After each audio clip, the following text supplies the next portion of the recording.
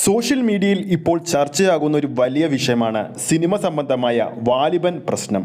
അതായത് വാലിബൻ എന്ന ലാലേട്ടൻ ചിത്രം ഏറ്റവും അധികം ഡീഗ്രേഡ് ചെയ്യപ്പെട്ടത് ലാലേട്ടൻ ഫാൻസ് എന്നാണ് ഒരു വിഭാഗം സോഷ്യൽ മീഡിയയിൽ അഭിപ്രായപ്പെടുന്നു. ആ ഒരു വാദത്തിന് പ്രശസ്തിയുണ്ടോ? എന്താണ് സത്യാവസ്ഥ? നമ്മളൊന്ന് തിരിഞ്ഞു നോക്കുമ്പോൾ വാലിബൻ എന്ന ലാലേട്ടൻ LJP ചിത്രത്തിന് നെഗറ്റീവ് റിവ്യൂസുകൾ കൂടുതലും വരാനുള്ള പ്രധാന കാരണം ലാലേട്ടൻ ഫാൻസ് അല്ല, പകരം സിനിമയിലെ ചില അണിയറ പ്രവർത്തകർ തന്നെയാണ്. വാലിബൻ എന്ന സിനിമയെ കൂടുതൽ മനസ്സിലാക്കിയിട്ടുള്ളവർ, സിനിമയെപ്പറ്റി ധാരണയുള്ളവർ, ഈ ഒരു വിഭാഗം ടീംസ് വാലിബന്റെ പ്രൊമോഷന്റെ ഭാഗമായി നടത്തിയ ഇന്റർവ്യൂകളിൽ പറഞ്ഞ കാര്യങ്ങൾ തന്നെയാണ് സിനിമാ പ്രേമികൾക്കും ലാലേട്ടൻ ഫാൻസിനും പ്രതീക്ഷകൾ വർദ്ധിക്കാനുള്ള പ്രധാന കാരണം. ഈ സിനിമയെക്കുറിച്ച് എല്ലാം അറിഞ്ഞിട്ടും എത്തരത്തിലുള്ള പടമാണെന്ന് അറിഞ്ഞിട്ടു കൂടിയും ഈ ഒരു സിനിമയെ പ്രേക്ഷകർ എത്തരത്തിലാണ് സമീപിക്കേണ്ടതെന്ന് പറയാതെ സിനിമക്ക് ഓവറായിട്ട് ഹൈപ്പ് കയറ്റിവിട്ടത് ഈ ഒരു വിഭാഗം തന്നെയാണ്. ഇതിൽ എടുത്തു പറയേണ്ടത് ടിനു പാപ്പച്ചനെ തന്നെയാണ്. അദ്ദേഹം ഒരു ഇന്റർവ്യൂവിൽ പറഞ്ഞ കാര്യം എല്ലാവർക്കും തന്നെ ഇപ്പോൾ അറിയുന്ന കാര്യമാണ്. അതായത് സിനിമയിലെ ലാലേട്ടന്റെ ഇൻട്രോയിൽ തിയേറ്റർ കുലുങ്ങുമെന്നാണ് അദ്ദേഹം പറഞ്ഞത്.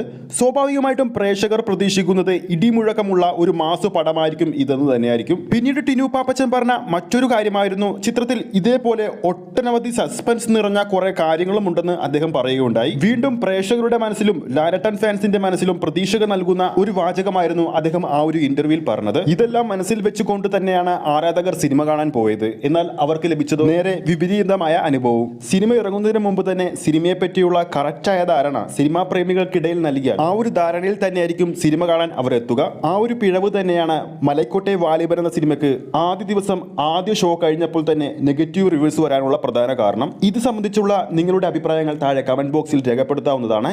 ഈ ഒരു വീഡിയോ നിങ്ങൾക്ക് ഇഷ്ടപ്പെട്ടിട്ടുണ്ടെങ്കിൽ വീഡിയോ ലൈക്ക് ചെയ്യാനും ചാനൽ സബ്സ്ക്രൈബ് ചെയ്യുന്ന കാര്യം കൂടി പരിഗണിക്കുക. ഫേസ്ബുക്ക് പേജിലൂടെയാണ് ഈ ഒരു വീഡിയോ കാണുന്നതെങ്കിൽ ഫേസ്ബുക്ക് പേജ് ഫോളോ ചെയ്യുക. അടുത്തൊരു സിനിമ അപ്ഡേറ്റുമായി നമുക്ക് വീണ്ടും കാണാം.